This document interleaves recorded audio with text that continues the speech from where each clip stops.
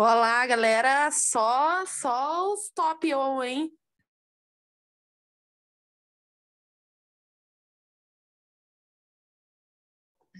Né?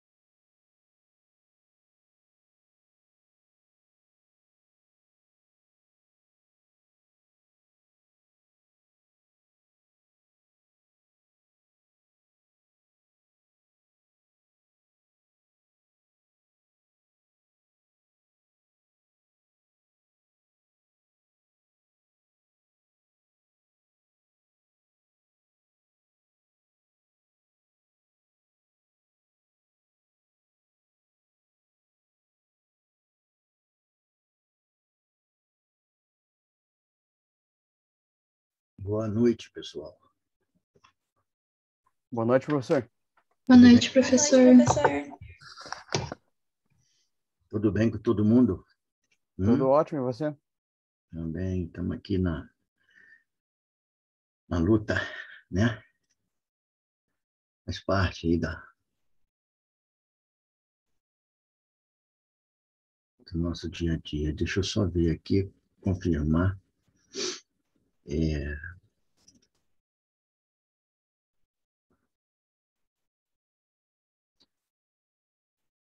Hoje nós vamos conhecer aí um pouquinho melhor, né? A Revolução Cubana com o Breno, a Gabriela, o Luiz Otávio e a Mariana. Todos estão aqui. Breno, Gabriela. Todo mundo aqui, professor. Todo mundo Só aqui? deixa eu pegar o link aqui para projetar.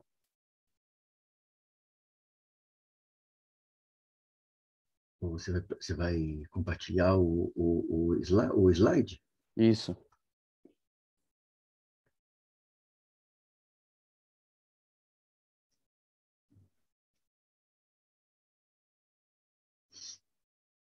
Opa.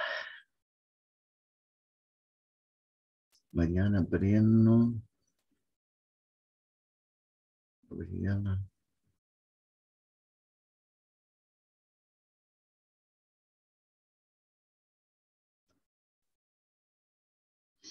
Ok, maravilha, gente. Se vocês quiserem, então, fiquem à vontade, podem dar início aqui, porque, né, nosso horário já está aí. Tá dando para ver certinho? Tá, beleza. Tá dando para ver sim, maravilha. Perfeito.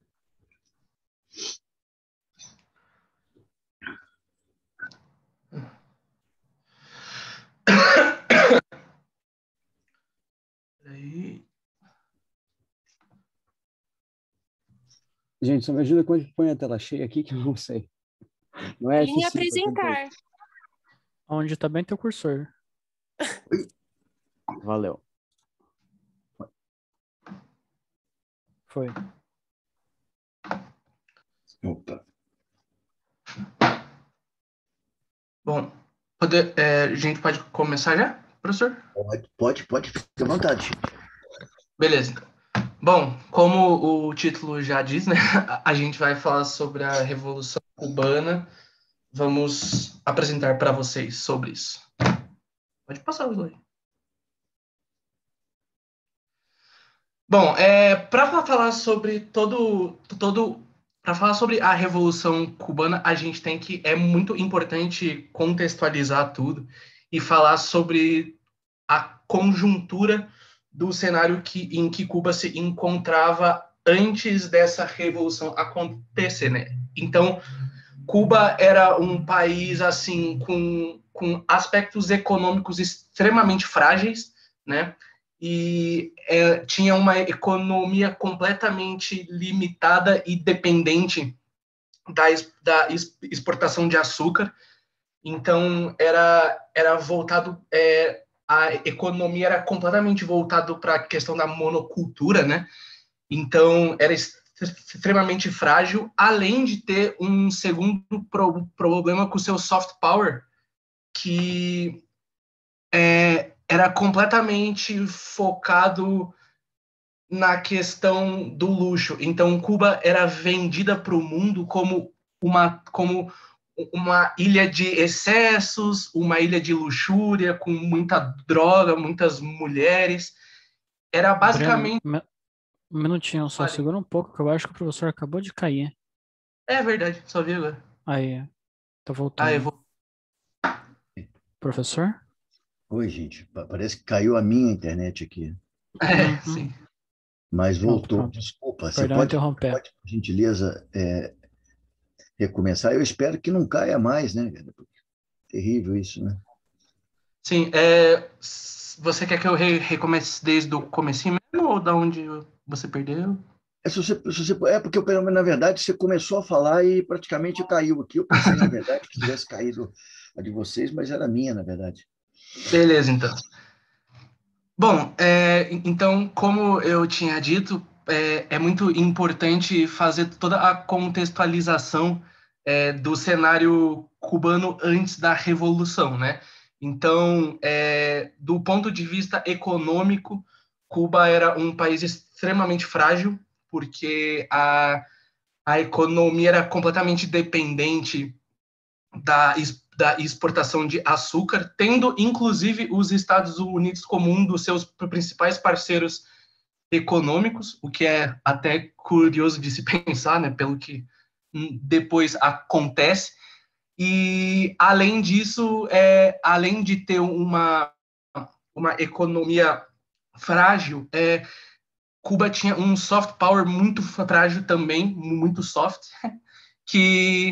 porque Cuba era vendida para o mundo como uma ilha extremamente luxuosa, era uma ilha de festas, de mulheres e drogas e tal, principalmente para os empresários de países de primeiro mundo irem aproveitar, né?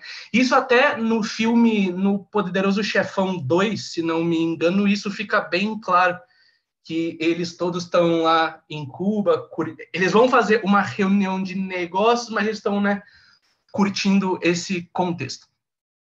Então, assim, Cuba era um país com esses aspectos muito frágeis e em 8 de janeiro de 1959, os revolucionários eles assumem o poder, né, com toda com uma revolução extremamente assim barulhenta, né, com toda aquela questão de depor o líder da época. Só que nessa época essa revolução não tinha cunho nem socialista, nem comunista, nem nada. Era uma revolução completamente assim, uma ideia do povo mesmo, do povo brigando por mais direitos, pelo fim de um governo autoritário e por igualdade, mas não tinha assim, em nenhum momento era citado Marx, ninguém nem sabia, assim, não tinha esse cunho, né? E exatamente por isso que depois eu ainda vou falar disso, Cuba até se aproximou da União Soviética e aí sim que essas questões foram levantadas. Mas quando os revolucionários assumem o poder, obviamente os Estados Unidos não gostam e se cria um clima tenso entre os dois países, uma espécie de um vulcão prestes a explodir, assim, mas ainda nada certo, ainda era só um cenário de incertezas. Conforme o governo de Fidel Castro vai fazendo uma série de implementações, de medidas, vai fazendo o começo de algumas mudanças no aspecto econômico, o governo dos Estados Unidos vai ficando cada vez mais incomodado, porque, afinal de contas, Cuba era um país assim que era como se fosse um bichinho de estimação dos Estados Unidos, né? Então, 4 meses depois da Revolução de Fato, em 17 de maio de 59, Cuba assina a lei de reforma agrária, que aí sim realmente desencadeia todos os problemas diplomáticos com os Estados Unidos. Os dois países cortam relações diplomáticas completamente. Os Estados Unidos, como eu citei ali, era um dos principais parceiros econômicos de Cuba, e eles cortam em 95% as importações de açúcar, que eram a base da economia cubana, além assim de uma série de retaliações econômicas, bélicas e sociais mesmo, né? De como eu falei ali, Cuba já era vendida como uma ilha de pessoas pervertidas, assim, que só sabiam que só servia para isso e tal. E, com certeza, esse fim das relações diplomáticas não melhorou nem um pouco isso. Então, esse é o cenário em que Cuba se encontra ali no pós-revolução, né? E aí que entra a figura do Che Guevara, que é extremamente importante, porque, apesar, né, da imagem dele ser assim muito linkada a um guerrilheiro, a um cara de botar a mão na massa, e ele não ter nenhum tipo de formação econômica, nem nada, afinal de contas, ele fazia faculdade de medicina, né? Ele acaba virando o líder econômico, ele acaba sendo quem cuida dessas questões no governo cubano, nesse primeiro momento, né, pelo menos. E exatamente ele é um dos principais responsáveis pela enorme concentração de força econômica de Cuba na industrialização, porque como Cuba e os Estados Unidos cortaram suas relações econômicas, Cuba precisava se reinventar de alguma forma e e o Che Guevara criou esses 3 pontos, né? Que o primeiro era uma alternativa permanente de acesso ao mercado, que é aí sim que Cuba se aproxima da União Soviética por toda a questão econômica e, consequentemente, começa a se aproximar dos ideais comunistas e socialistas, porque, afinal de contas, nesse contexto, a Guerra Fria estava em alta e a União Soviética era a outra grande potência do mundo, era economicamente muito forte, belicamente muito forte também. Então, é quando Cuba se aproxima da União Soviética. Além desse ponto, Che Guevara tinha o objetivo de fazer financiamentos que compensassem as rupturas com os Estados Unidos e, como eu falei, investir muito na questão da industrialização e conseguir, né, uma economia autônoma, que era o grande problema de Cuba pré-revolução, né, que era, como eu falei, uma economia extremamente frágil. Então, para isso, ele cria uma série de instituições, né? Cria a Junta Central do Planejamento, o Banco para o Comércio Exterior, além de, como eu disse, um incentivo gigante em toda a questão da industrialização, que era para realmente transformar Cuba em um país independente no ponto de vista econômico, né? Porque Cuba realmente era muito dependente dos Estados Unidos na questão pré-revolução. Se puder passar para o próximo slide, por favor. E é exatamente nesse contexto de aproximação com a União Soviética e de um certo crescimento econômico que vem a questão da institucionalização da revolução, que ela começa com a Lei Fundamental da República, né, de 59, que é a primeira constituição dessa nova Cuba,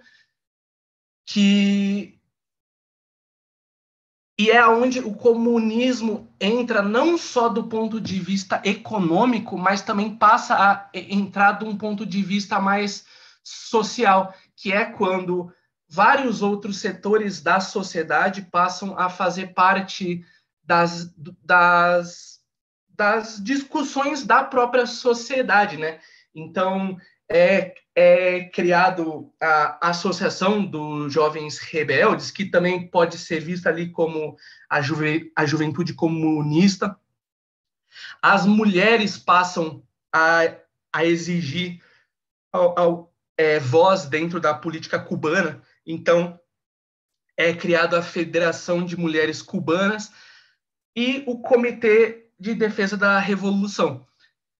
Porque, exatamente como eu falei, a primeira Constituição cubana, ela divide a sociedade cubana em poderes, né, onde existiria um equilíbrio entre esses poderes, mas, na prática, esse poder ficava completamente concentrado no executivo, que tinha funções legislativas, funções constituintes, e acabava sendo um poder, um superpoder, um poder dominante, né? Então, assim, nesses aspectos é quando Cuba realmente, o autor até fala, né?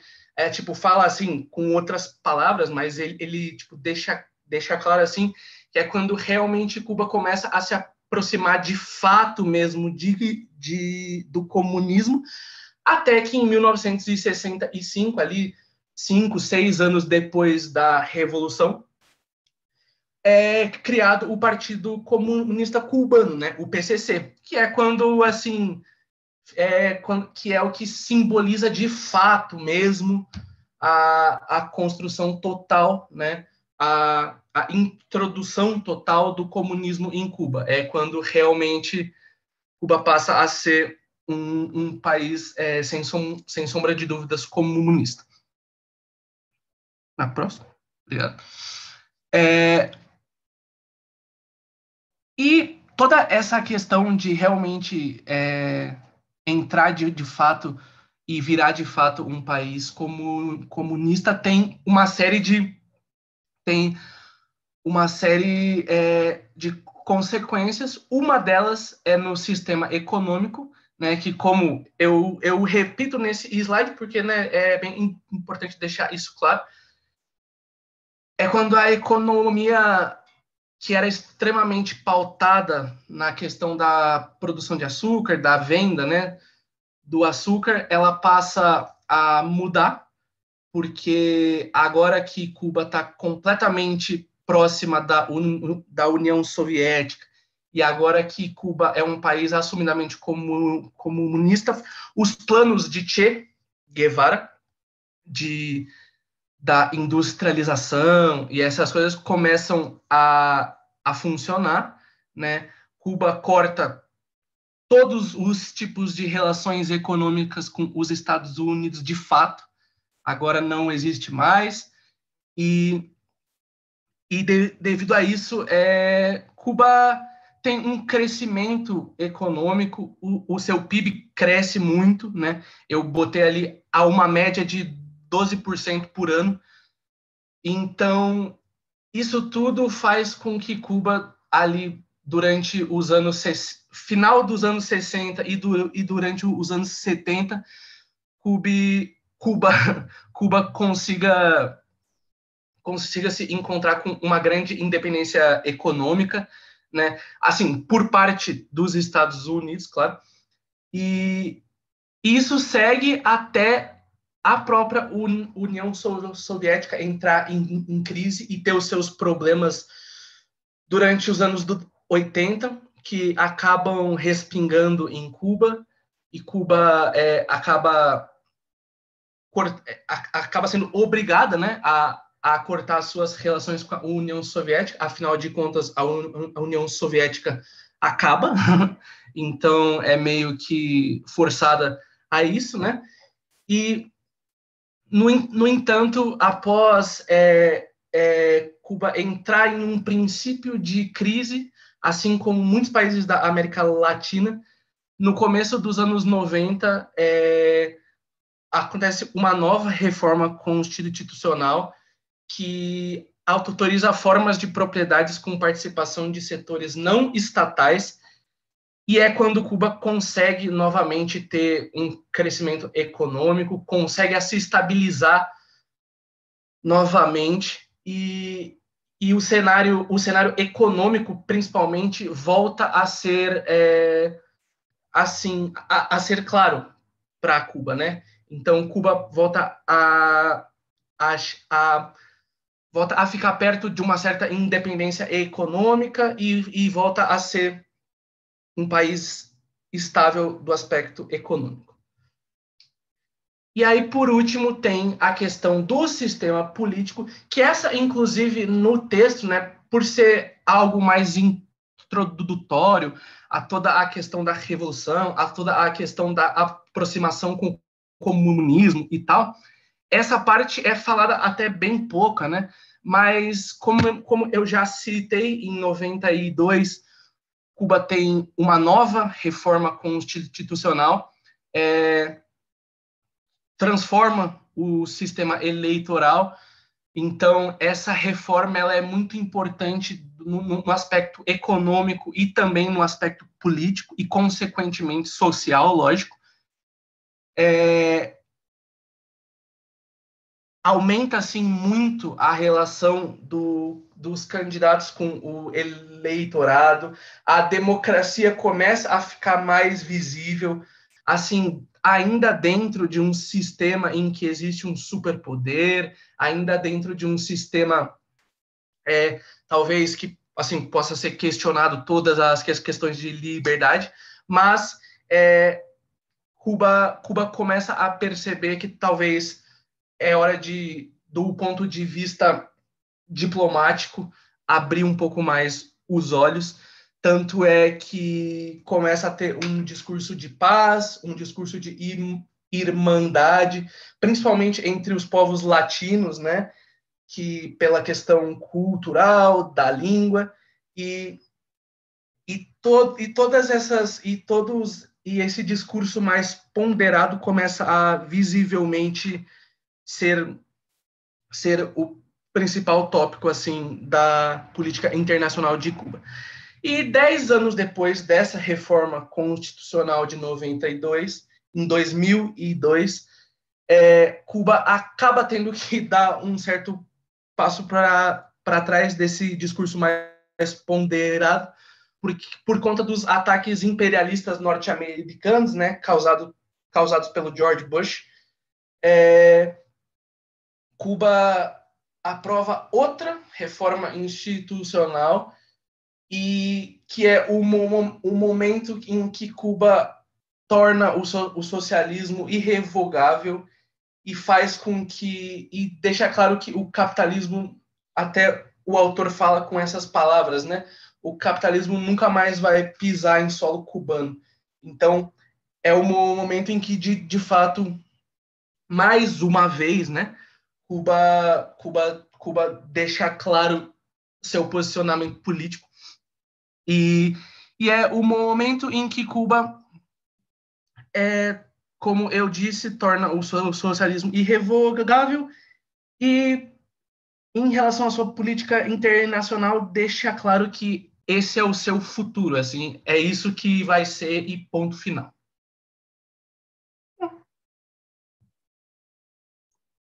Bom, vamos entrar em maiores detalhes agora sobre os experimentos que Cuba teve com o socialismo e sobre as diferentes abordagens que as lideranças cubanas tiveram em relação à política e à economia do país. Como já foi mencionado, havia muitas vertentes de pensamento depois da Revolução, muitas abordagens diferentes, umas mais reformistas, umas mais brandas, umas mais radicais. Realmente observou-se que a oposição dos revolucionários ao regime de Fulgêncio Batista era maior que a coerência interna deles, politicamente, mas no final acabou preponderando a visão de Fidel Castro e Che Guevara, essa visão socialista, o que levou ao rumo da história cubana sendo dividido em 3 partes. Mesmo que o partido de Fidel Castro tenha chegado ao poder, a sua abordagem, a sua iniciativa também não foi unitária. Eles passaram por diversas mudanças de medidas e de atitudes, conforme o tempo foi passando e as necessidades foram ditando, e não necessariamente mostraram uma coesão muito grande em termos ideológicos. Eu vou falar mais na frente, eles vão abolir o mercado, retornar com o mercado, ter mais ou menos democracia conforme as medidas do governo vão implementando. Só que, por via de regra, a história política e econômica cubana é dividida pelos historiadores em 3 partes. O começo dela, nos anos 1960, é chamado de parte da experimentação, quando ainda não estava muito claro a estrutura de poder. Naturalmente estava Fidel liderando, mas em termos burocráticos não era muito sólido ainda. Passando para a década de 70 e o começo da de 80, onde foi adotado o modelo soviético de governo, mais burocratizado, com uma estrutura mais sólida. E, por último, onde é abordado no texto, o período de abertura dos mercados e da retificação, a partir da década de 1980, lá pelo final, em 86 a 90. Já foi mencionado pelo Breno, mas vale mencionar aqui, de novo, como era a situação econômica cubana antes da Revolução. Houve a famosa dependência do açúcar, um mercado fortemente dependente do capital estrangeiro, preponderantemente norte-americano, o que, em termos culturais, causou essa dicotomia urbana e rural. Dentro das cidades, as elites urbanas eram extremamente americanizadas, completamente inseridas no American Way of Life, onde tinham mais contato com o mundo exterior, e acabaram concentrando todo o desenvolvimento e progresso econômico nesses centros e para essa população, o que deixou a camada rural de Cuba esfomeada, empobrecida e muito provinciana. Após a Revolução, teve essa completa reviravolta cultural e política e também ideológica. Essa americanização foi combatida ferrenhamente por Castro, e as suas ideias também encontraram muito apoio em várias partes da sociedade, principalmente entre as antigas populações rurais e os afro-cubanos, que viam a voz dele como uma voz de grande poder e de grande capacidade de mudança para a situação socioeconômica deles.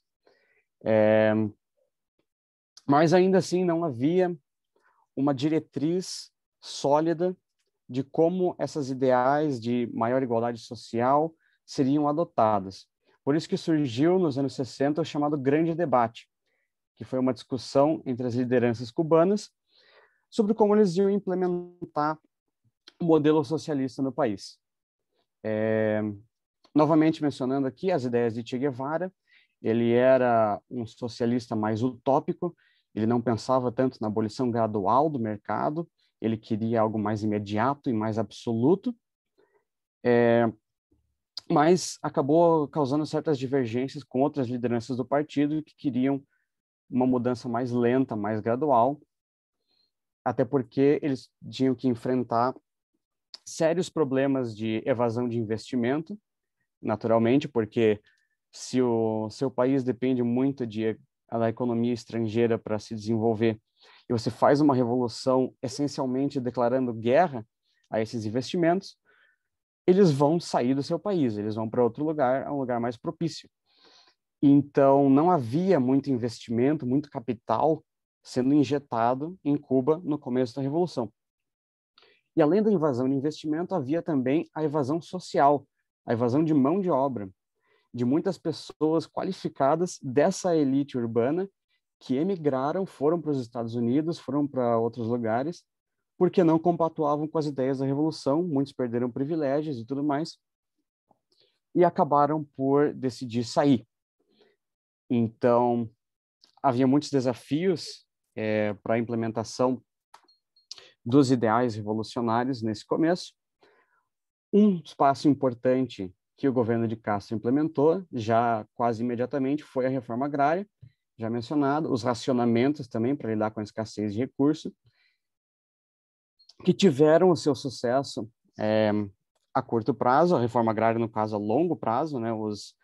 Os grandes proprietários de terra tiveram suas propriedades reduzidas consideravelmente, redistribuídas. E também no lado social, houve campanhas massivas de alfabetização.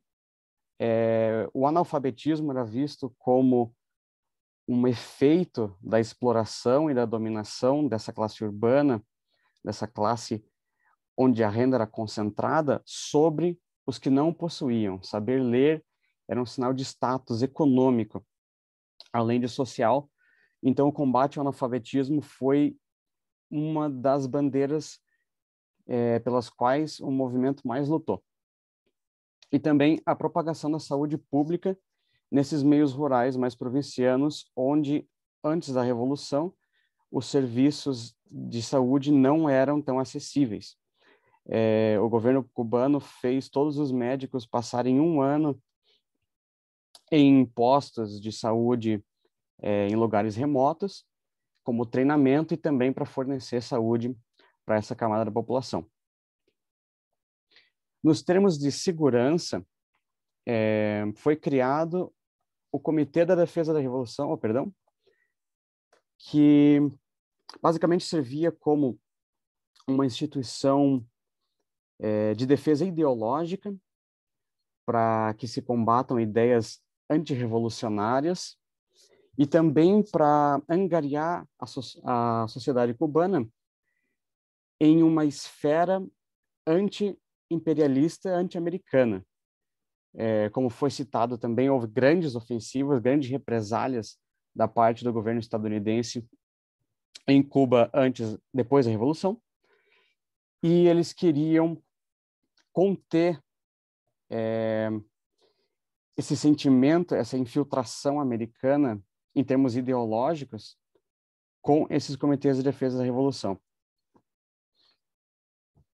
E, em termos econômicos também, eles queriam combater essa dependência econômica da cana-de-açúcar, já mencionada, e a maneira com que eles acharam conveniente fazer isso inicialmente seria paralisar a produção de açúcar por completo.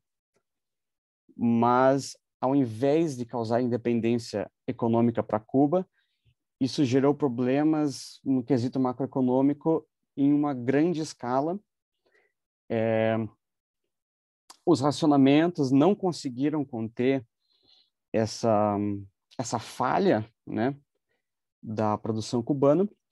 E apesar dessas mudanças sociais, da propagação da saúde, da alfabetização, isso não conseguiu resolver o problema econômico.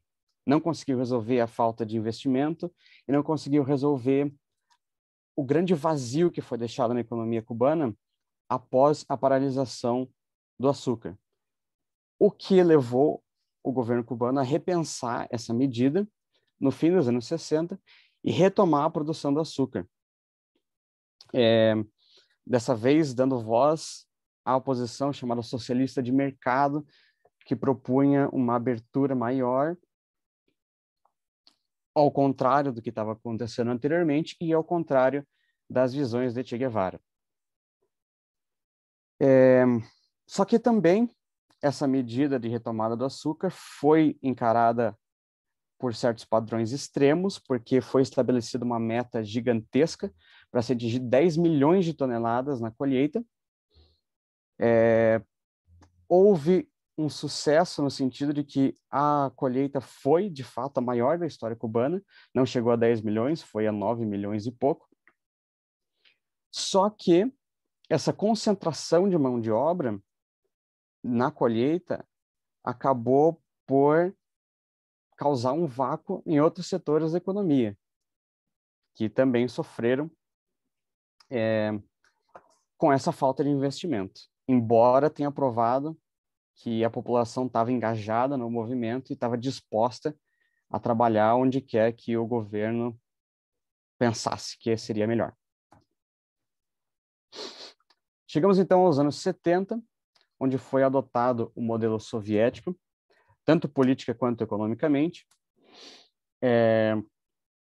Eles viram que esses problemas de alocação de investimento não seriam resolvidos nos moldes anteriores, então resolveram adotar essa característica mais burocratizada, mais institucionalizada, muito aos modelos da URSS, que era a grande potência apoiadora de Cuba, que fornecia muitos recursos, muitos investimentos e muito conhecimento também para como gerir esse modelo político. E uma característica interessante que difere o modelo cubano do modelo soviético é que não houve tanta repressão a opositores ou a minorias em Cuba, como houve nas grandes ondas de violência na União Soviética. Na realidade, o que aconteceu foi o contrário. Com a criação dessas outras instituições, como participação popular e democrática, houve um aumento da liberdade de expressão em comparação com o que ocorria na década anterior. Como já foi citado pelo Breno também, foi criado o Partido Comunista em 65. Em 70, ele passou a ser o poder absoluto dentro de Cuba, controlou todos os aspectos do governo, nas mãos, naturalmente, de Fidel Castro, que ocupava todos os maiores cargos do governo cubano, mas ainda delegava para certos órgãos a nível regional e municipal, esses chamados órgãos de poder popular, que discutiam matérias da comunidade, do bairro, e respondiam à Assembleia Nacional e às Assembleias Provinciais. Essa Assembleia Nacional, muito embora em tese assumia questões legislativas, ela servia mais como um órgão consultivo, não tinha um poder legislativo sólido, as leis eram passadas pelo Conselho de Ministros, pelo Conselho de Estado, por próprios membros de alto escalão do partido e de algumas das organizações de massa. Então, e naturalmente, a grande maioria desses membros da Assembleia Nacional e dos órgãos de poder popular eram filiados ao partido e eram, inclusive, escolhidos pelo partido. Muito embora houvesse votos, quem escolhia os candidatos eram os diretores do partido. O açúcar passou a ser exportado novamente para países amigos da América Latina, inclusive países que tinham posturas capitalistas, economias de mercado já posicionadas, mas que faziam negócio com Cuba. Embora ela tenha perdido o maior parceiro econômico pré-revolução, os Estados Unidos, ela ganhou outros, além da União Soviética, que conseguiram manter, durante essa época, um mercado no comércio exterior. Além dessa exportação, outra experiência que eles tiveram no âmbito internacional foi o envio de profissionais, médicos, engenheiros, para países estrangeiros, para se qualificarem, para trazer o conhecimento de causa, para solucionar o problema da evasão social, a fuga de cérebros cubana, que aconteceu depois da Revolução, e mandaram também forças de voluntários para revoluções amigas em outros lugares do mundo. O caso mais emblemático disso foi de Angola, como eu mostrei na foto ali, onde as brigadas cubanas tiveram um papel considerável na Revolução e na mudança de governo de Angola. O mercado cubano ficou muito mais solidificado com esse modelo, e eles se sentiram confiantes o suficiente para fazer mais uma reforma no sentido da abertura de mercado, criando literalmente mercados de alimentação, controlados pela iniciativa privada, não era nada muito expressivo, mas ainda assim, e usavam inclusive dinheiro. Foi reintroduzido o dinheiro como modelo de troca econômica dentro de Cuba, para facilitar a circulação de bens. A sociedade cubana, nos anos 60 e no começo dos anos 70 também, estava impregnada dos chamados mercados negros e dos mercados cinzentos. O mercado negro é basicamente contrabando, você pega os itens raros e os vende, e o mercado cinzento é você trocar os recursos que são te dados pelo governo para outros que você precisa mais. Havia muita atividade desses dois mercados em Cuba, então foi reintroduzida o papel moeda para que essas trocas fossem, primeiro, institucionalizadas e, segundo, facilitadas.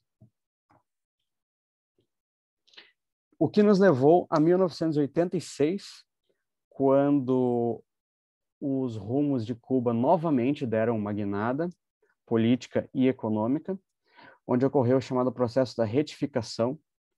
As ideias de Che Guevara voltaram com toda força, as críticas ao mercado também voltaram com todo vigor, os mercados alimentícios voltaram a ser fechados por Castro, as empresas privadas de pequeno porte foram também abolidas novamente, e os imigrados de Cuba, que nos anos 70 tiveram certa liberdade para visitar, para mandar remessas de dinheiro para os seus parentes em Cuba, foram barrados também de visitar.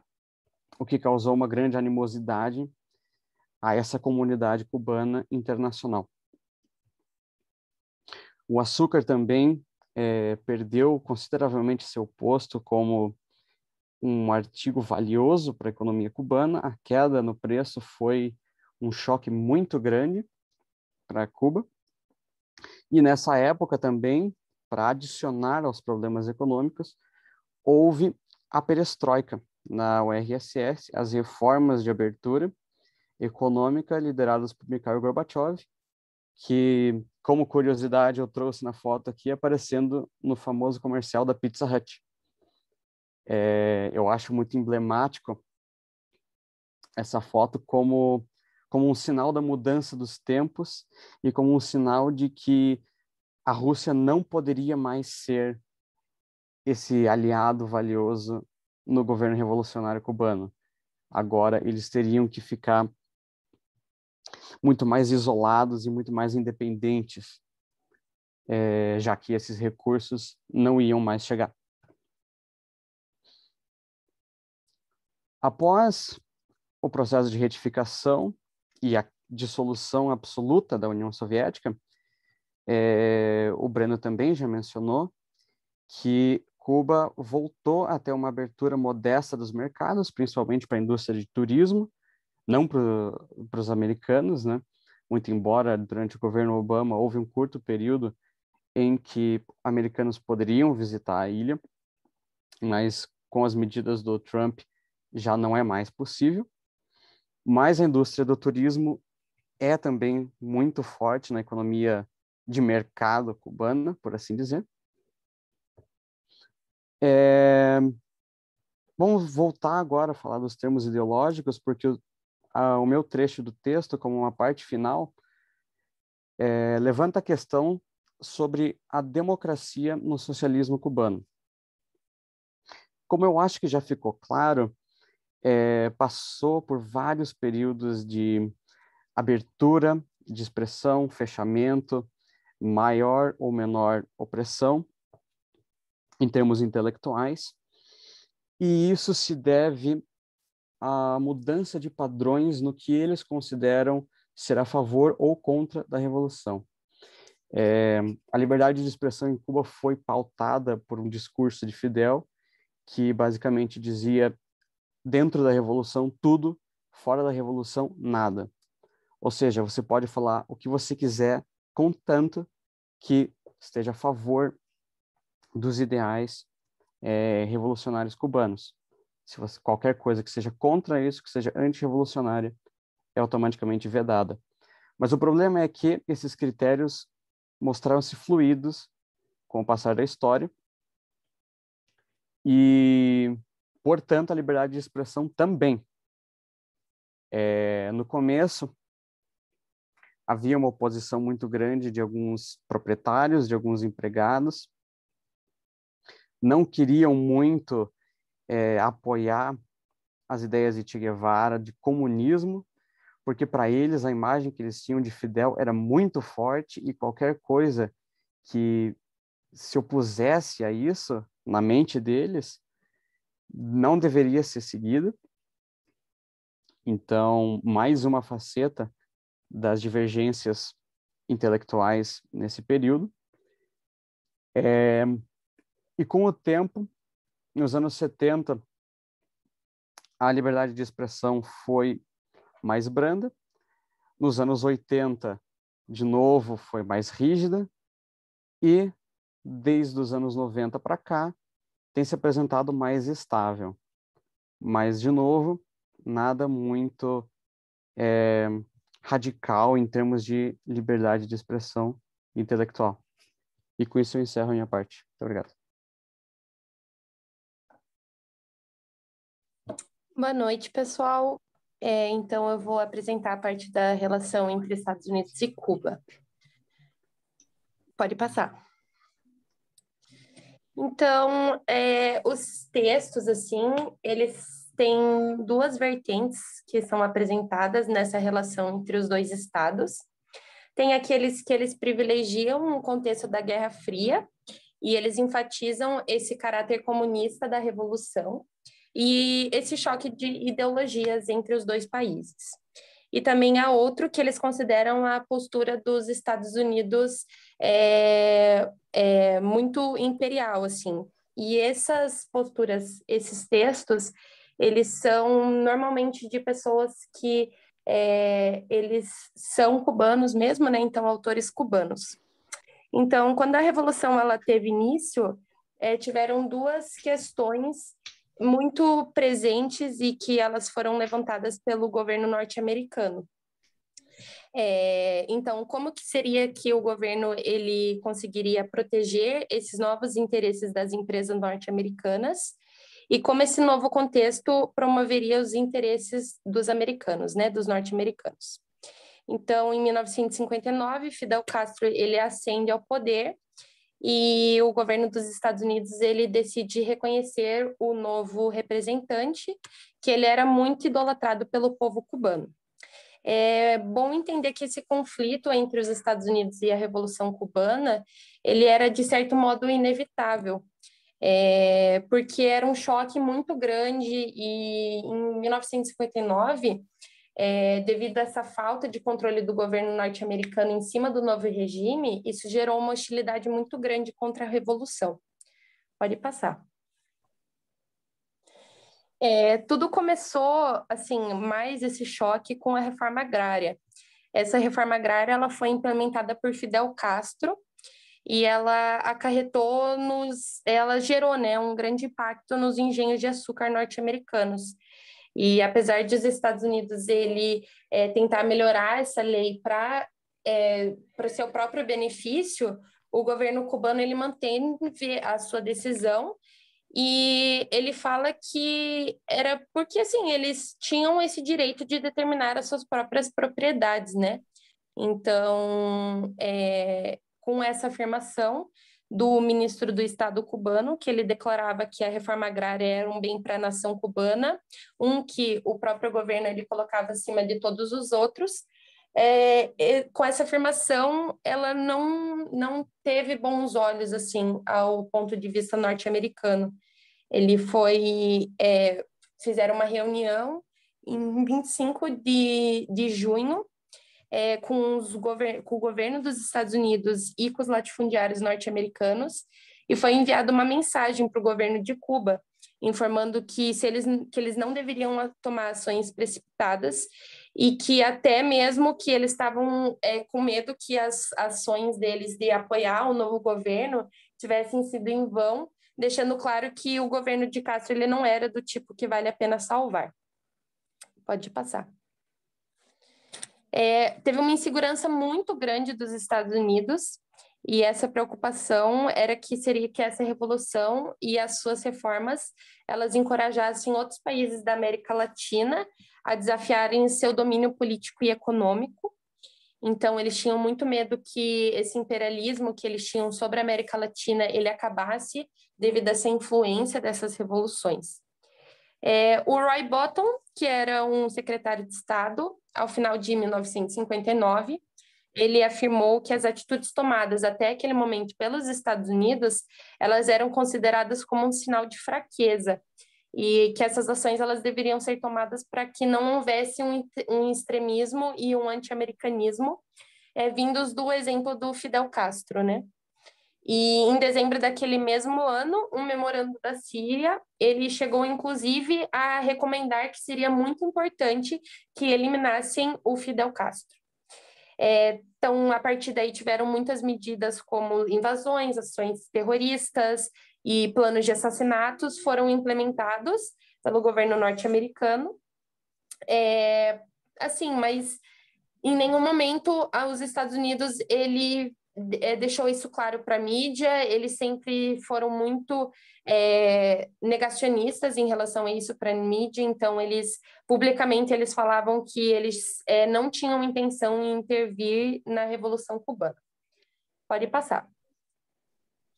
Então, ao final de 1959, teve alguns ataques que começaram a ser realizados, né, como eu falei, desses ataques terroristas e planos de assassinatos.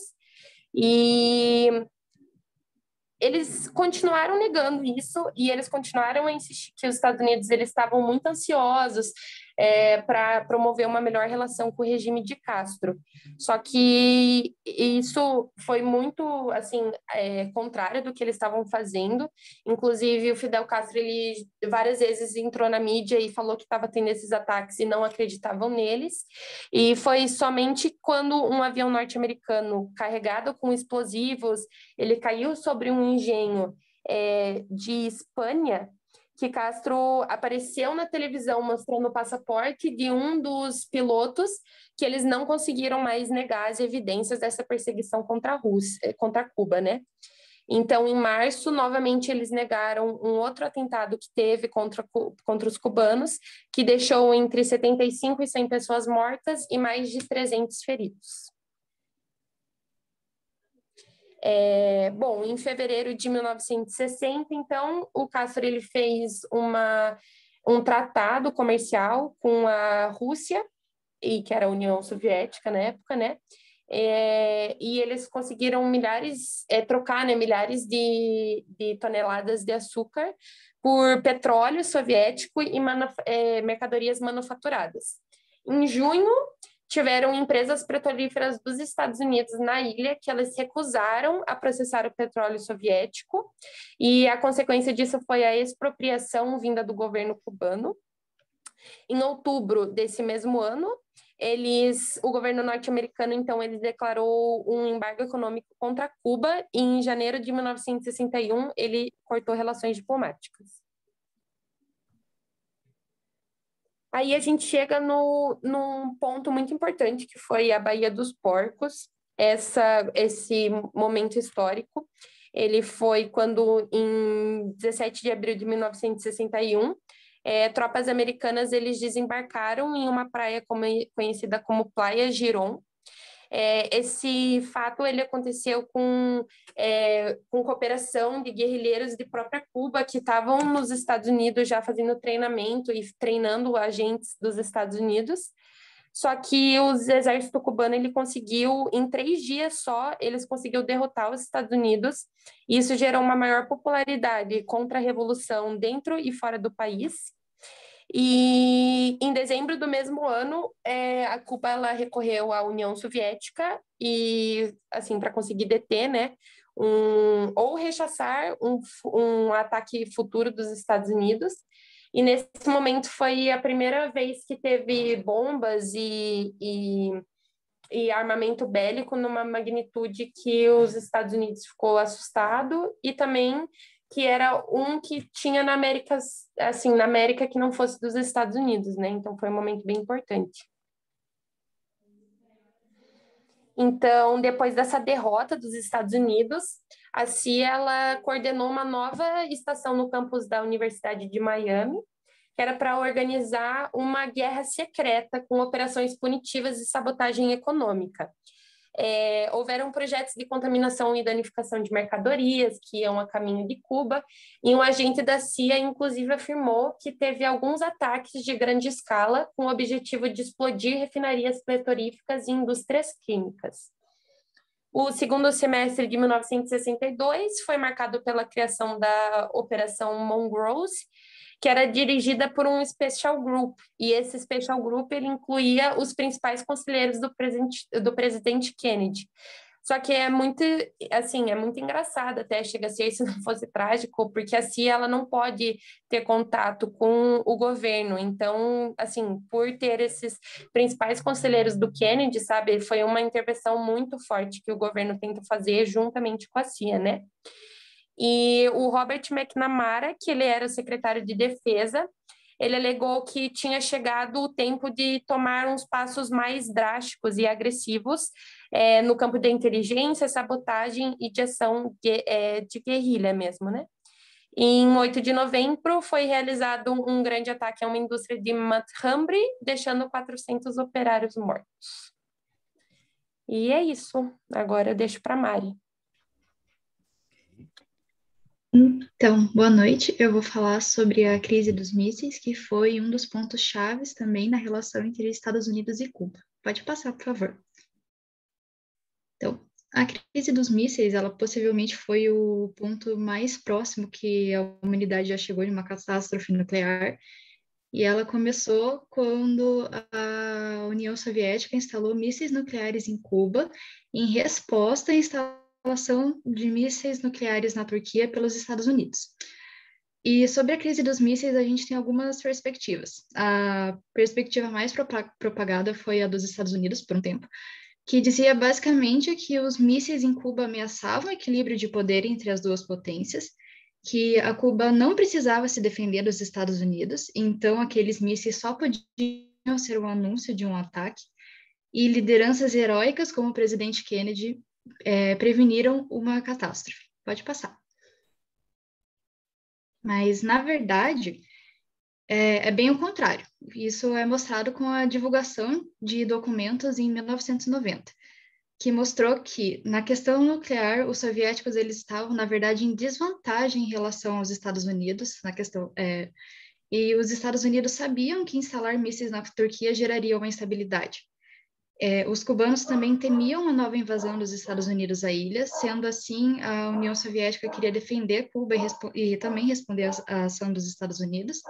E não foi a liderança heróica de Kennedy que fez Khrushchev recuar, mas sim um acordo feito em segredo de recuar os planos de uma nova invasão e na retirada dos mísseis da Turquia. Ao contrário do que se pensava, essa crise dos mísseis não foi solucionada, não foi um exemplo de negociação diplomática. Foi, na verdade, um misto de imprudência, ignorância e falta de comunicação, impulsionada pelos compromissos públicos de Kennedy, que faziam com que ele adotasse uma postura agressiva em relação a tudo que envolvesse a União Soviética. Pode passar. E enquanto os Estados Unidos estavam prometendo e preparando documentos afirmando que eles não iam mais invadir Cuba, Kennedy, na verdade, ele dizia a seus conselheiros que o objetivo principal de tudo aquilo que ele estava fazendo era preservar o direito que ele achava que tinha de invadir Cuba. E a decisão de retirar os mísseis também não foi muito bem vista pelos cubanos, já que eles nem foram ouvidos. E por isso eles se sentiram mais uma vez à mercê da vontade dessas duas potências. E nisso teve até uma ocasião que o povo saiu às ruas entoando, né? Nikita, Marica, o que se dá não se tira. Pode passar. E depois da crise dos mísseis, a gente teve o Comitê de Cooperação Cubana, que foi criado para substituir a Operação Mongoose, né, que foi oficialmente dispersada, mas o Comitê de Cooperação Cubana serviu para continuar com as invasões, os bombardeios e sabotagens, e continuar nessa guerra clandestina. A CIA fez diversos ataques secretos a Castro, inclusive se impactou também na investigação do assassinato de Kennedy, já que a CIA não queria que isso fosse trazido à tona.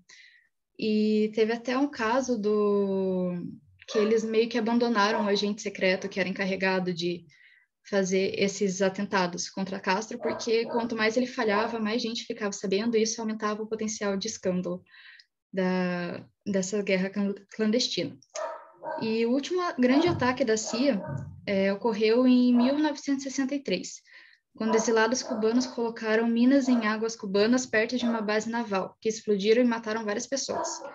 E essa guerra clandestina só cessou por conta do seu potencial de escândalo. Pode passar. Com cessar essa guerra clandestina, a gente tinha outro problema também, que é o problema dos exilados. Então, os exilados que a CIA treinou, financiou e armou para atacar Cuba não desapareceram com o cessar da guerra clandestina. Eles continuaram a causar problemas, como ataques a cubanos no exterior, tráfico de drogas, lavagem de dinheiro, envolvimento no caso Watergate, na guerra dos Contras no Nicarágua e em organizações humanitárias, como o Brothers to the Rescue, que é uma organização de exilados cubanos que visa libertar os cubanos da ditadura de Cuba e que o governo acusa-os de ataque terrorista. Pode passar. Aqui a gente tem uma imagem, que é uma homenagem às vítimas do atentado à bomba a um avião civil cubano, em 6 de outubro de 73, e essa ação foi planejada por Luiz Posada Carillas e Orlando Bosch, ambos ligados à CIA. Nisso tudo, enquanto a guerra clandestina cessou, A guerra econômica continuou aos longos da década de 60 e 40. Inclusive, o texto traz esse trechinho aqui que eu gostaria de ler, que, enfim, queríamos deixar as lojas sem pão para que o povo passasse fome. Um oficial da CIA apontado para as operações contra Castro contou a John Marks, ex-funcionário do Departamento de Estado, especialista na história da CIA. Queríamos manter o racionamento em vigor e tirar o couro para que as pessoas só recebessem um par de sapato a cada 18 meses. Isso tudo mostra o esforço que os Estados Unidos desprendeu para que as pessoas desacreditassem no socialismo cubano, principalmente. Pode passar. E, na verdade, esse cessar dessas guerras secretas a Cuba foi apenas um hiato, já que a primeira coisa que Nixon fez foi dar continuidade a elas. Às vezes tinha algumas aberturas, mas essas logo eram retiradas. E um exemplo também de como essas guerras continuam é que Reagan apoiou forças irregulares em arenas da Guerra Fria, como na Angola, em que os cubanos ajudavam a resistir à ocupação sul-africana, como já foi explicado anteriormente. A gente também teve a invasão dos Estados Unidos a Granada, que foi sobre o pretexto de retirar estudantes norte-americanos de uma universidade. Foi a primeira vez desde a Baía dos Porcos em que as tropas dos Estados Unidos e Cuba se enfrentaram. Os cubanos acreditavam que uma invasão estava por vir por conta desse evento. Pode passar. E com tudo isso a gente também teve a organização de exilados, como a Ômega 7, né, que é um braço do coro, que é o Comando de Organizações Revolucionários Unidos, que foram responsáveis por ataques a imigrantes e diplomatas cubanos nos Estados Unidos, inclusive por um ataque à ONU enquanto Che Guevara discursava. Em alguns casos, essas operações tinham acordo da CIA e do FBI, segundo John Jingles e Saul Londau. E os ataques contra alvos cubanos aumentaram bastante depois da fundação do coro. Mas em contraponto a tudo isso, a gente teve o Comitê dos 75, que visava avanços diplomáticos em Cuba, e eles conseguiram a soltura de presos políticos e também a permissão de visita para exilados. Só que isso não pegou muito bem com o pessoal do Ômega 7, então eles mataram 2 membros desse comitê e ameaçaram muitos outros. Pode passar.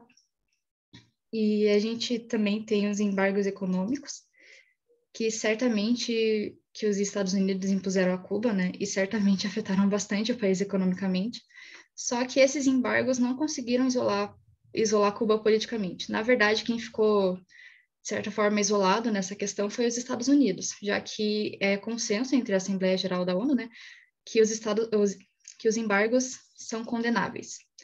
E a gente também tem o caso do William Worthy, que foi um jornalista que ele viajou a Cuba, e quando ele voltou para os Estados Unidos, ele foi preso, porque, teoricamente, ele viajou sem um passaporte válido.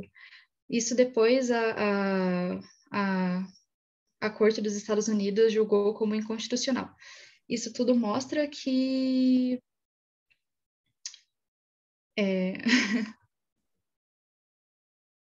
meio que uma hipocrisia, assim, se a gente for considerar, né? Porque eles julgam porque a Cuba é uma ditadura, só que a pessoa que viajou para lá, quando ela voltou, foi presa por um motivo inconstitucional. E é isso. Obrigada pela atenção. Maravilha, maravilha. Eu já começo como eu estou acostumado aqui, né, agradecendo vocês que estiveram aí por trás da apresentação, né, desse trabalho aí sobre Cuba.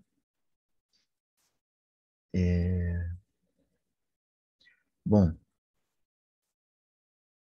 vocês foram muito didáticos, eu acho. A apresentação foi muito boa, muito boa. Achei muito legal. Vocês dividiram bem a apresentação, né? Então, o Breno fez uma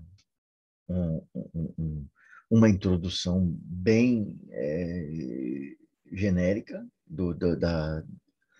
da Revolução Cubana, dando aí uma ênfase digamos, as pré-condições, né, da Revolução em Cuba, né?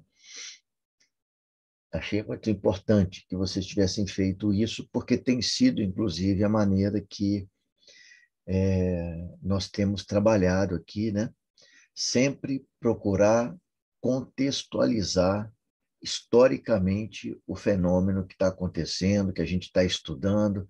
Então, ver lá exatamente quais eram as condições históricas do período da Revolução Cubana, para não sair por aí, né, falando e repetindo um monte de coisas sem saber sequer se faz sentido, né? Depois, o Luiz Otávio, ele dividiu um pouquinho aí as etapas, né, os períodos da Revolução Cubana, dando ênfase exatamente ao, digamos assim, as grandes questões que estavam em jogo em cada um desses períodos, né? Depois a Gabriela falou sobre os conflitos, as relações externas de Cuba com os Estados Unidos. É muito importante, né, destacar isso por conta, em primeiro lugar, da importância que os Estados Unidos tinham para Cuba quando aconteceu a Revolução, né? Então, achei muito boa assim as suas considerações, né?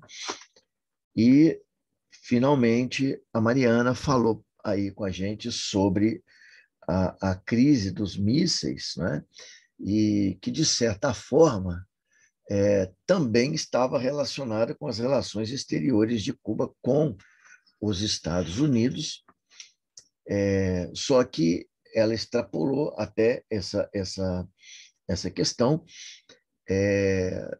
mostrando que, na verdade, a crise dos mísseis ela foi apenas, né, apenas um dos conflitos ou uma das contradições que se apresentaram ali entre Cuba e os Estados Unidos. Então, mais ou menos aí, vocês trabalharam muito bem com o assunto, mais uma vez, parabéns. Eu acho que vocês usaram até bibliografia complementar, não? Não sei se foi necessário, professor. Os Vocês só textos estavam usaram bem mesmo completos. a que eu deixei lá? Eu, sim. Os textos estavam bem completinhos. Era bastante Tá. coisa também. Pensei até que tivesse ali que vocês tinham até feito algumas consultas por conta própria, o que não teria problema nenhum, evidentemente, né? Estou só para identificar. Mas, bom, vamos aqui assim, deixa eu ver quanto tempo nós temos aqui.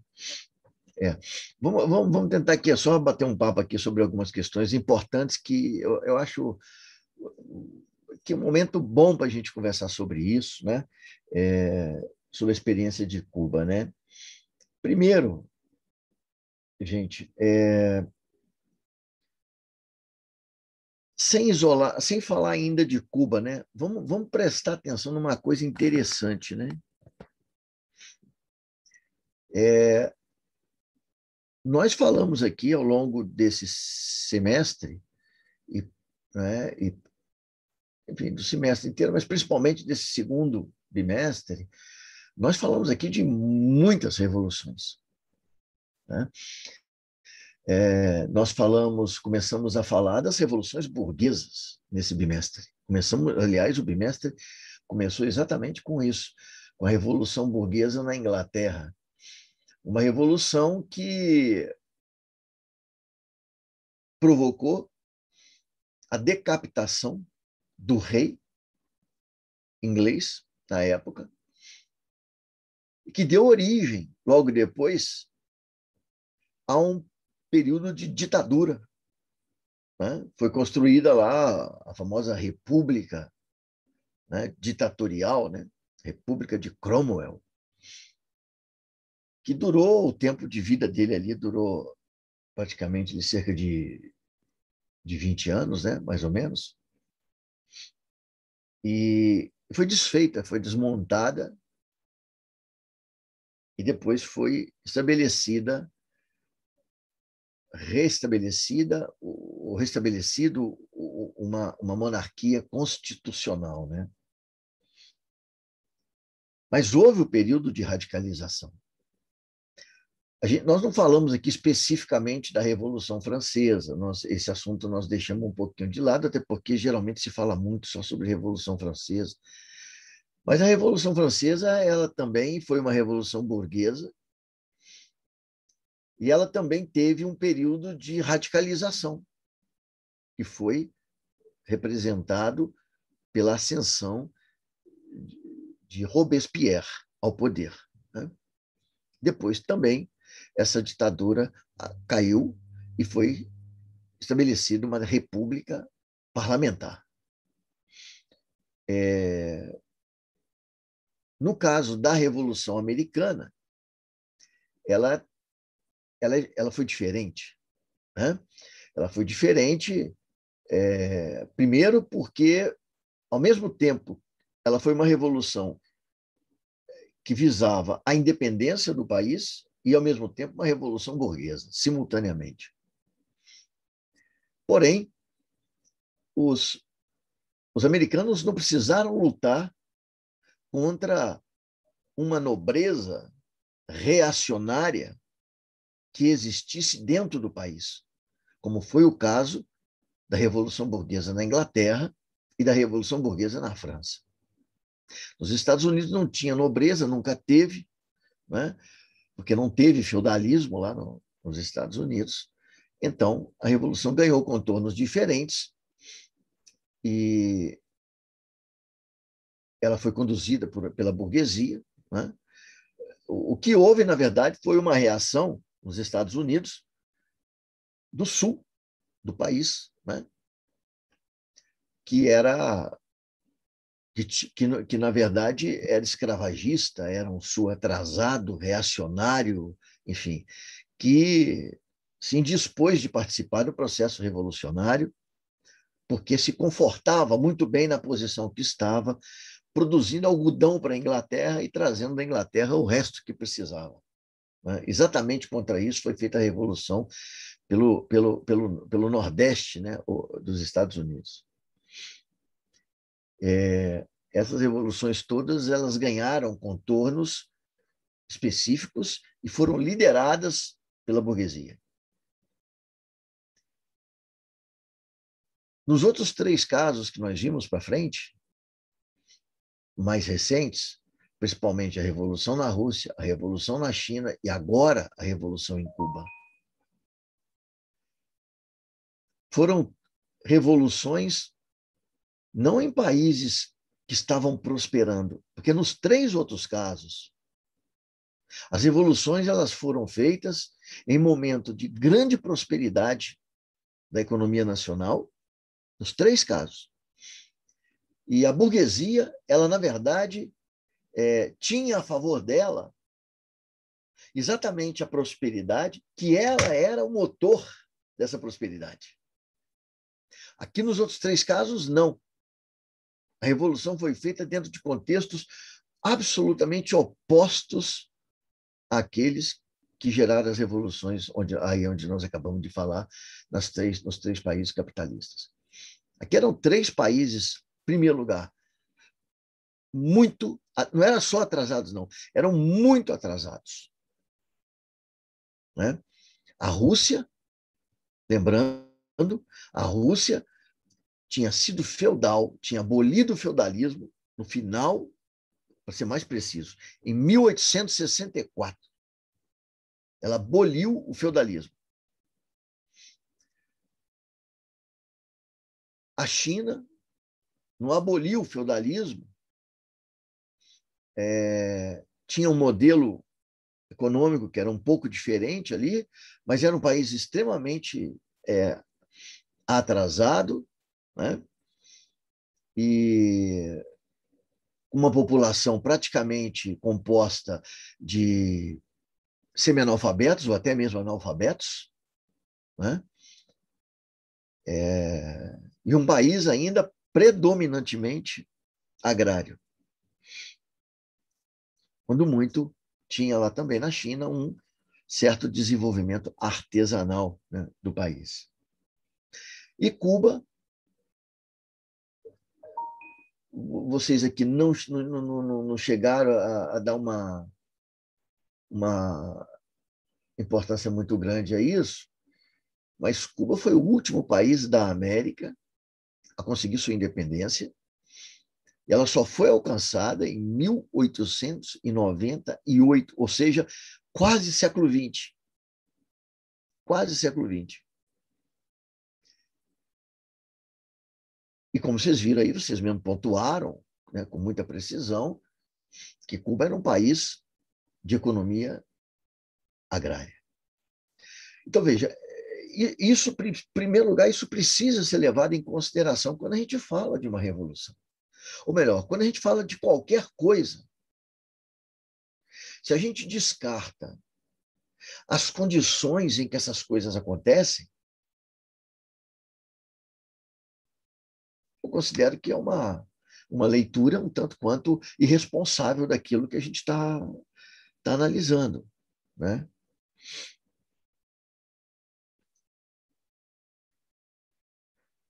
Bom, foi dito aqui, agora indo especificamente para o caso cubano, eu quis só chamar a atenção para que o caso da União Soviética, da China e de Cuba e outras revoluções menos propagadas no mundo, também de natureza, digamos assim, anti-imperialista, né? Foram feitas em condições muito difíceis. Muito difíceis. E a construção do que vem depois depende dessas condições prévias, né? Se alguém coloca na mão de um de nós 5 milhões de reais e diz assim, ó,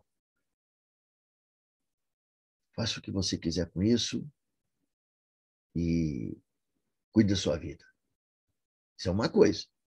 Colocar 5 milhões de reais na nossa mão e pedir para a gente dar sequência à nossa vida. Outra coisa é você falar para o camarada, ó, se vira.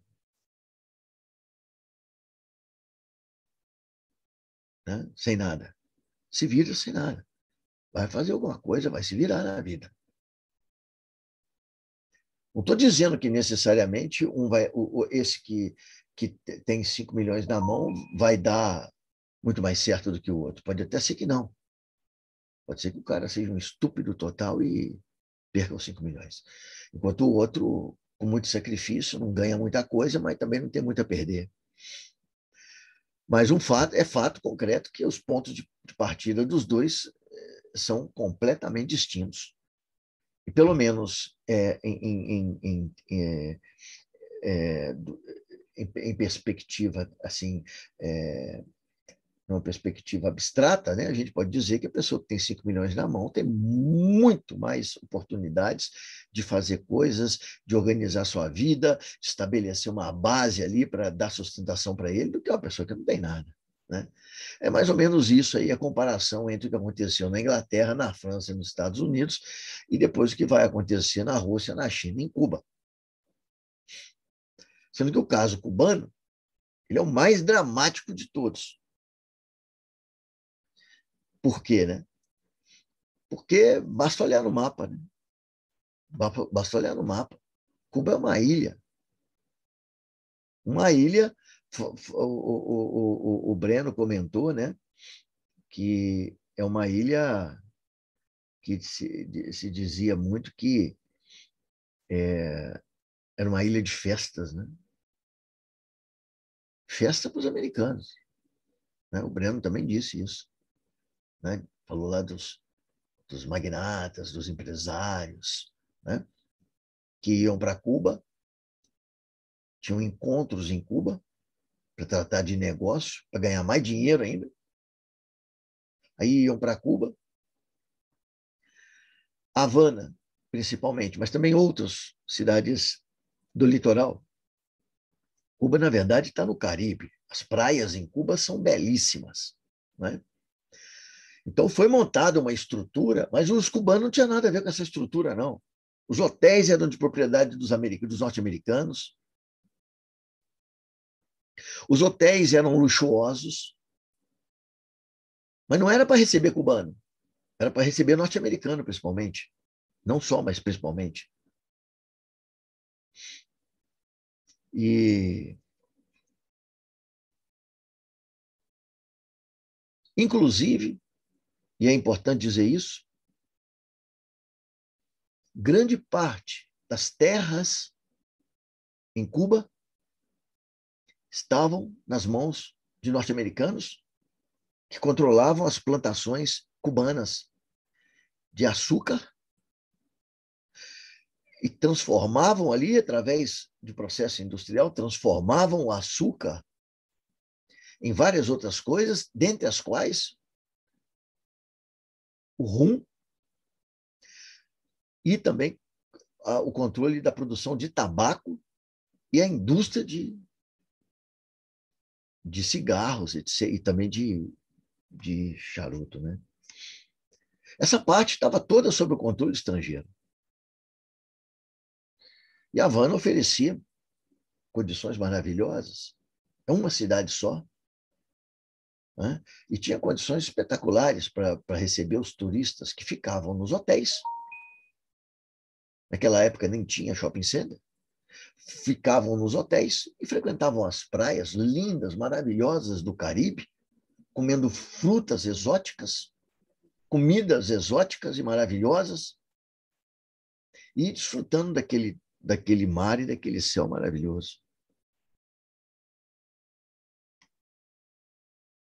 Os trabalhadores, os cubanos, os homens, eram os trabalhadores braçais, que estavam no campo, que estavam na agricultura, que estavam nas plantações de açúcar, de tabaco, nas fábricas, que estavam também em vários serviços nas cidades. E as mulheres cubanas, muitas, trabalhavam em casas de americanos ou de estrangeiros. Muitas estavam no setor de serviços, principalmente das cidades, e tinha um bom número delas que trabalhava nas atividades de orgia sexual. Isso era a Cuba, que levou Fidel Castro e outros amigos, outras pessoas, enfim, que sentiam-se absolutamente podados na sua capacidade de desenvolvimento, de construir uma vida próspera, etc. Né? E veja, Fidel Castro não era um trabalhador ou descendente de trabalhadores agrícolas ou coisa parecida. Fidel Castro era um homem branco, de descendência espanhola, e naquela Cuba atrasada, Fidel Castro, até uma correção aqui que eu preciso fazer, não é importante isso não, estou só fazendo porque eu acho até que o Breno talvez tenha se confundido, porque como o Breno falou muito do Che Guevara e falou também do Fidel Castro, acho que ele acabou fazendo ali uma pequena confusão de dizer que o Fidel era médico, né? Quem era médico, na verdade, era o Che, né? O Fidel era advogado, ele é formado em direito, né? Então, Fidel Castro, Che Guevara, por Acredito que tenha exemplo... sido isso que ele disse, professor. Oi? Eu acredito que tenha sido isso que ele disse. Uhum. Eu não entendi 100%, Otávio. Eu acredito que tenha sido isso que ele disse, professor. Ah! Não, ele comentou, né, que o Che era médico, ou estava estudando medicina, não sei. Mas isso não tem uma importância aqui, não. Tô só, inclusive, é até uma oportunidade que eu tenho de dizer que quem esteve por trás da Revolução em Cuba não foi não foram os trabalhadores do campo, aqueles homens que estavam estressados lá de tanto trabalhar naquelas lavouras, né? Foi, na verdade, gente da classe média, né? Representada, por exemplo, por homens como Fidel Castro, né?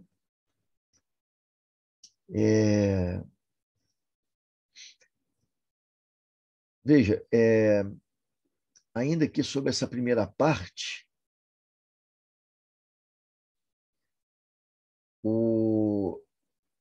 tem algumas coisas que foram faladas aqui pelo Breno, mas que eu vou preferir deixar para falar um pouquinho mais na frente aqui, porque pega a parte de outros colegas também.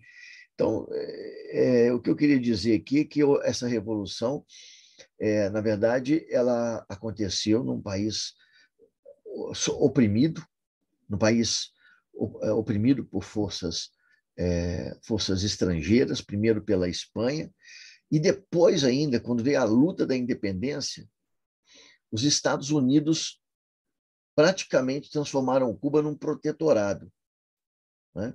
Graças à famosa emenda Platt, né? Que permitiu os Estados Unidos ali de intervir em Cuba sempre que houvesse algum tipo de problema, né? Enfim, sempre que fosse do interesse dos empresários americanos, dos norte-americanos que tinham negócios na ilha, né? Bom, veio a Revolução ela vem em 59, né? E o Luiz Osório, o Luiz dividiu tudo direitinho, né? Mas eu queria chamar a atenção aqui para o começo da Revolução, tá? Eu acho que já chamei a atenção para esses aspectos nos outros casos, principalmente da Rússia e da China, mas eu acho que vale a pena, de novo, a gente comentar aqui o seguinte, veja,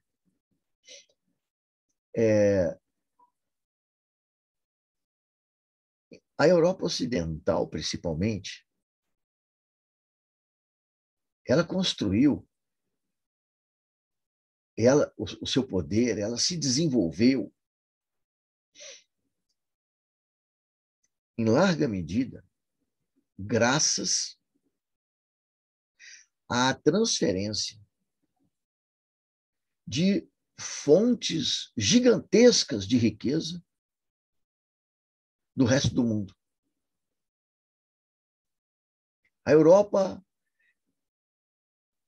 colonizou a América, colonizou a África, colonizou a Ásia.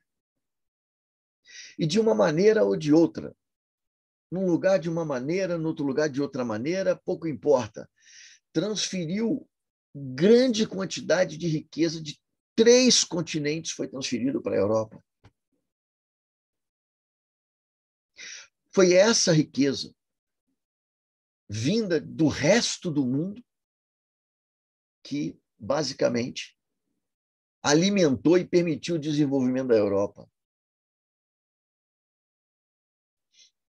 Os Estados Unidos não tiveram essa possibilidade, não se transformaram numa potência colonialista, não foi isso que deu o poder aos Estados Unidos, pelo contrário. Os Estados Unidos são um país de dimensões continentais, né? E com um sul que lembra muito, por exemplo, já mais até o hemisfério sul, ou seja, um sul com muitas plantações agrícolas, com uma economia agrícola importante, mas um norte que conseguiu se industrializar, como a gente falou aqui, né? Na sombra do desenvolvimento industrial da Inglaterra, que era a metrópole americana da época. Mas e Cuba? Cuba vinha tendo, na verdade, os seus recursos drenados em direção à potência colonial, que era a Espanha.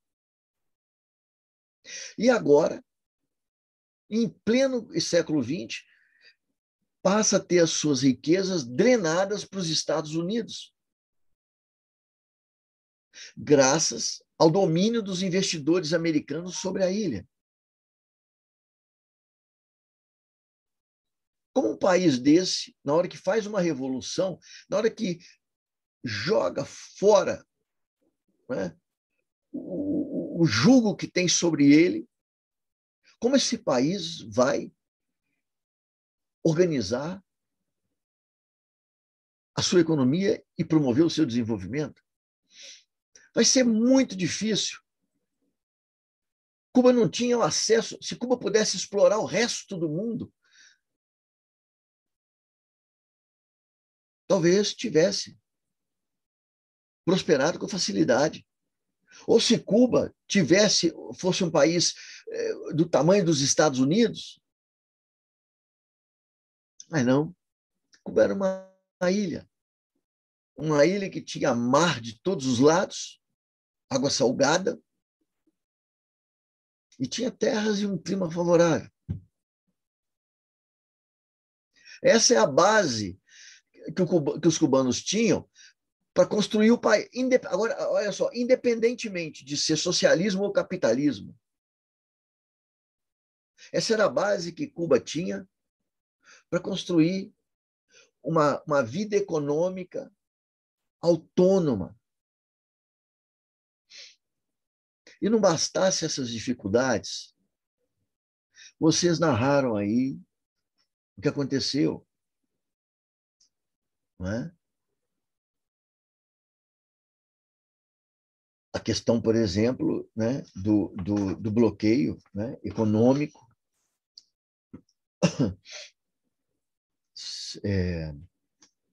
sofrido por Cuba, por parte dos americanos. Esse bloqueio, né, feito pelos Estados Unidos, isso é uma vergonha para a humanidade. Isso é uma vergonha para a humanidade. Basta olhar o mapa. Se a gente olhar o mapa, a gente vai ver os Estados Unidos sendo um monstro, quase um continente, sozinhos, e Cuba do lado, um anão. Um anão. É inaceitável que a humanidade tivesse aceito e continue aceitando até hoje que os americanos bloqueiem um anão.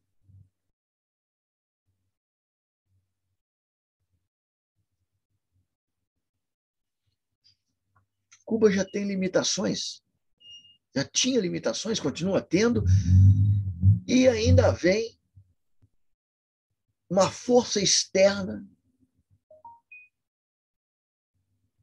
dizer aos cubanos que eles não podem conduzir a vida deles do jeito que eles querem.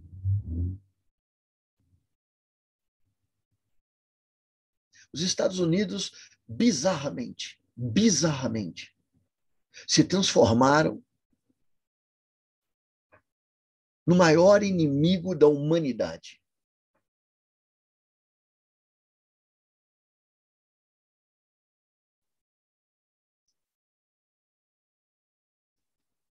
E a derrota deles na Baía dos Porcos é uma vergonha, duplamente vergonhosa. Primeiro, porque um país do tamanho dos Estados Unidos se demonstrou incapaz de invadir uma ilha como Cuba, o que mostra o valor daqueles que estão se defendendo, no caso, Cuba. E segunda vergonha é olhar para o tamanho dos Estados Unidos e perceber que eles precisam oprimir uma nação do tamanho de Cuba para poder se sentir feliz. E isso tudo depois do quê? Depois dos americanos terem expulsado os ingleses da América.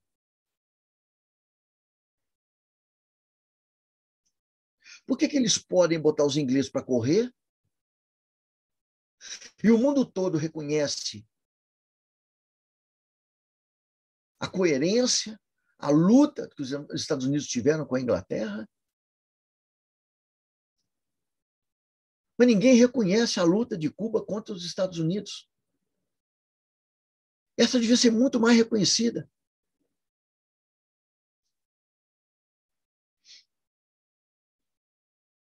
Bom, o nosso tempo aqui vai ficar curto, se tiver, já está na nossa hora aqui. Eu vou só falar uma coisa a respeito dessa fase inicial, depois, se for o caso, no nosso encontro da quinta-feira, a gente retoma aqui algumas questões sobre tudo isso. Mas, veja, uma das primeiras coisas que foram feitas em Cuba, depois da Revolução, foi a reforma agrária, que vocês falaram aqui.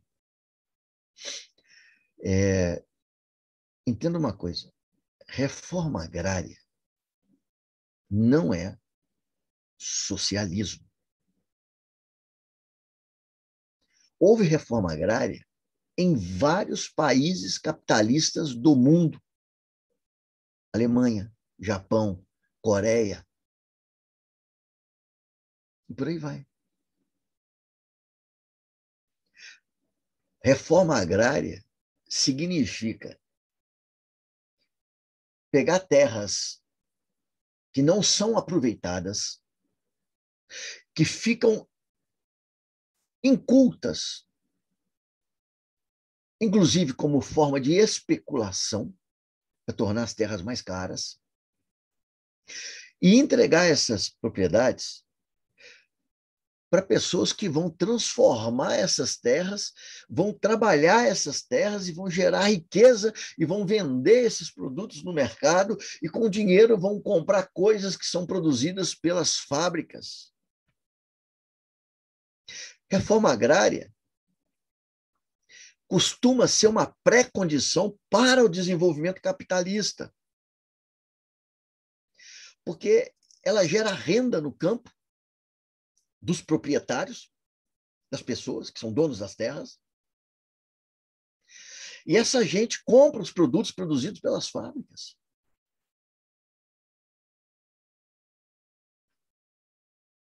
E as fábricas produzem máquinas para melhorar a agricultura, e a agricultura melhora a produção e produz mais alimento para tornar mais barata a mão de obra que vive na cidade, que não planta, que tem que comprar alimentos. Então, a primeira coisa que foi feita na Revolução Cubana foi a reforma agrária, e com um detalhe: os americanos proprietários das terras foram indenizados, foram pagos.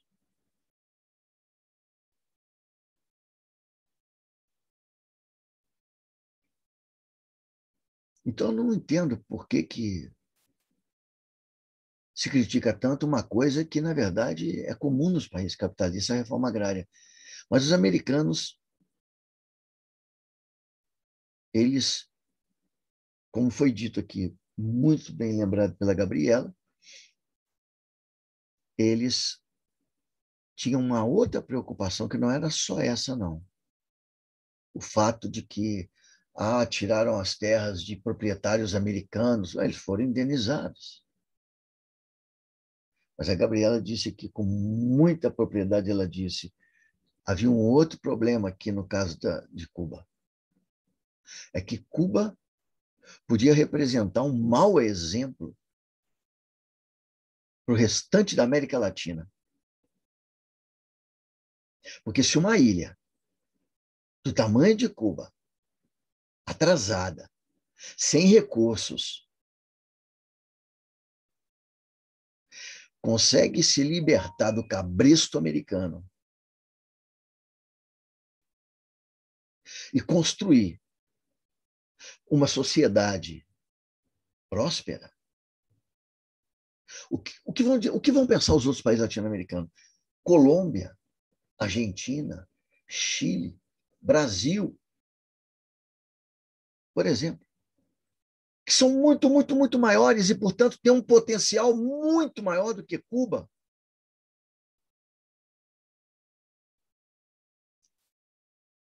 Cuba tinha que ser atacada e destruída, pressionada de todos os lados. Jamais um país como Cuba podia mostrar para o mundo que o mundo precisa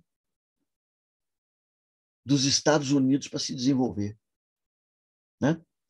Bom, gente, eu vou parar por aqui, mas na quinta-feira a gente dá um fechamento aqui na nossa disciplina.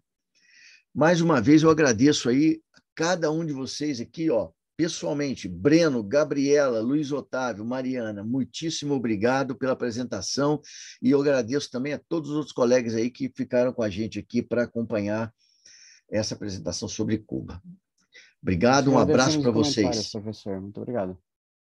Uma ótima semana para vocês, gente. Igualmente, boa noite. Boa noite. Também. Boa noite, professor. Boa noite, Mariana. Boa noite, professor. Valeu. Boa noite, Breno. Boa noite, professor. Boa noite, Roberto.